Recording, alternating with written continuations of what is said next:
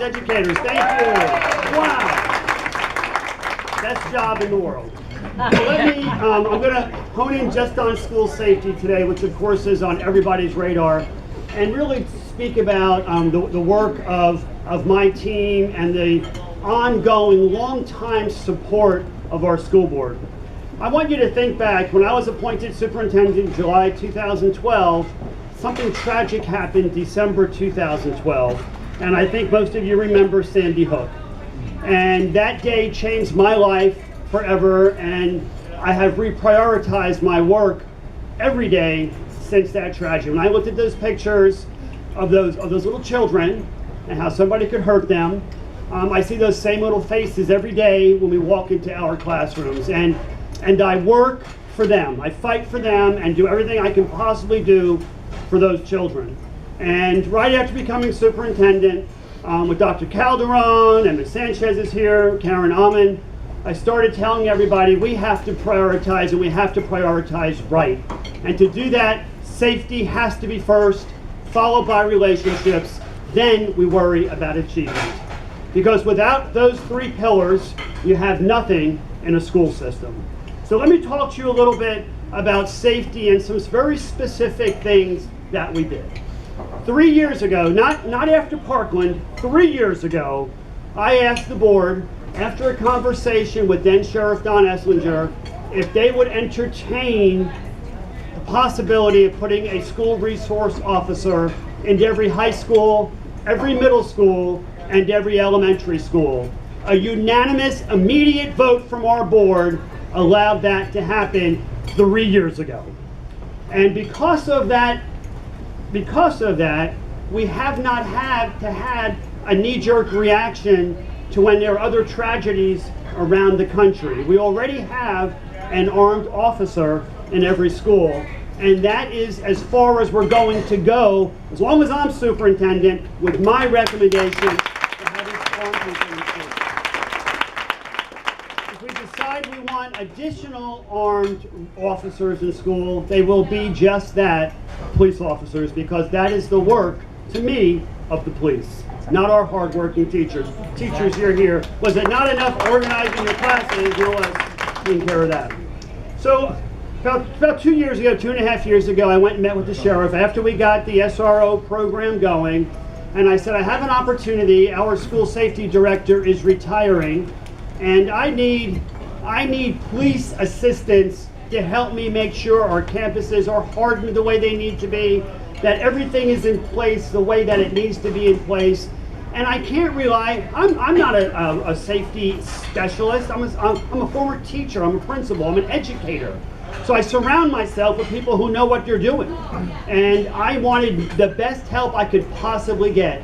And the sheriff agreed, immediately appointed a captain and a lieutenant to my building who work with me every single day. I was with Captain Francis this morning doing a presentation at the Townhouse Restaurant. It's my food day. Private restaurant tonight too. But it's all about having the right people around us to make decisions. So let me tell you a few things that we do for school safety. I'm going to go pretty quickly through these. The board has supported an elementary program called Focus. And I'll tell you, when I spoke to other leaders a few months ago, that they said, well, why do you have a police officer in every elementary school? Well, let me tell you why. Yes, safety is part of it, but the bigger part is about education and about relationships. A police officer teaches a program in our elementary schools called Focus, and it's about not talking to strangers, staying away from drugs, recognizing and dealing with negative influences and all that. But the bigger piece is that our young ones, our 5-year-olds, are beginning at that young age to develop a positive relationship with our hardworking police officers. And when you watch the news and you see adults that have bad feelings towards the police and don't understand the work of the police, it's because they never had the opportunity to develop a relationship. So the board has supported Focus, they've supported the school resource officers, so the program is phenomenal. We ask our students, if they see something, to say something and do something. If you don't have a relationship with the police, you're not going to say anything to the police. So it's about relationships. It's about our students growing up, trusting, supporting, and respecting our police officers. We've also put in place some modern technology to help all of our employees and to help our students. We have two specific apps. One would be if an employee, a teacher, or somebody saw something that was dangerous, they push one button and the police are notified immediately. Our students through a Speak Out hotline can text, could call in a variety of ways that they can get information to us if they see something that concerns them. We have emergency buttons at many of our desks at our school. So if somebody came in and something looked questionable, somebody could hit this button, and again, additional police are deployed to help with that situation. We are continuing to work on hardening the campuses. I saw an article on the news last night at Carillon. We're putting fencing around schools. We're changing locks. We're limiting how many entrances you have. You have to buzz into more of the schools. We're doing everything we possibly can. But I can tell you, I spoke to a group of elementary parents a couple of weeks ago, and they asked me, they said, "Look, can you guarantee our children's safety at school?" And I cannot. I can put up every barrier, I can do all the training, but if somebody's a crazy and wants to hurt somebody, I have to having the armed officers and all these other things in place will hopefully minimize that type of situation. But we have an obligation to do everything that we possibly can to harden and make sure these campuses are safe. We frequently have plainclothes policemen try to get into our campuses the back way to see what doors aren't working, to see if they get stopped for identification, because we have to know it's so the principals can ramp up the training and make sure that nobody can enter our campuses without somebody stopping them, and to figure out why a gate was open and to figure out why a door is open. We have to be vigilant in looking at all the possible things that we do.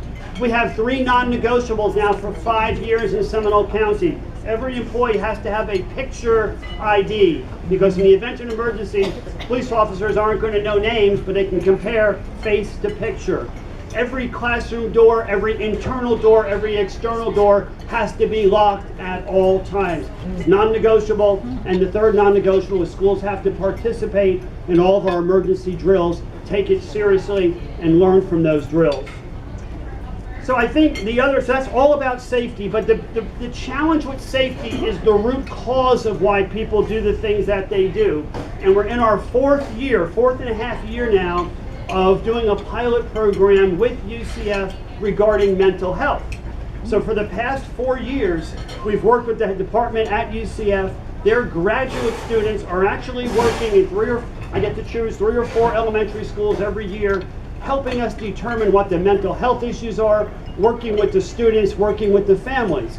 What they have, and they report to us all the time, what they're telling me is that frequently when there's a child that is having some mental health issues, there also is a need for some family support, and that this goes out a lot further than we think that it is.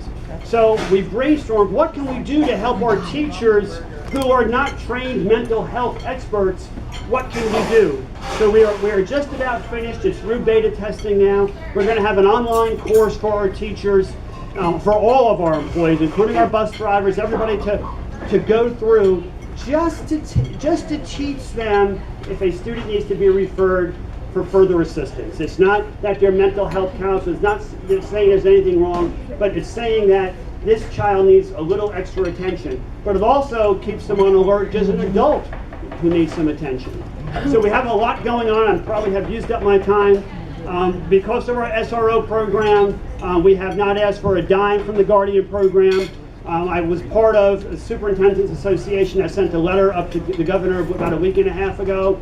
The unused Guardian dollars. Let us have the dollars to do the work that we need to do.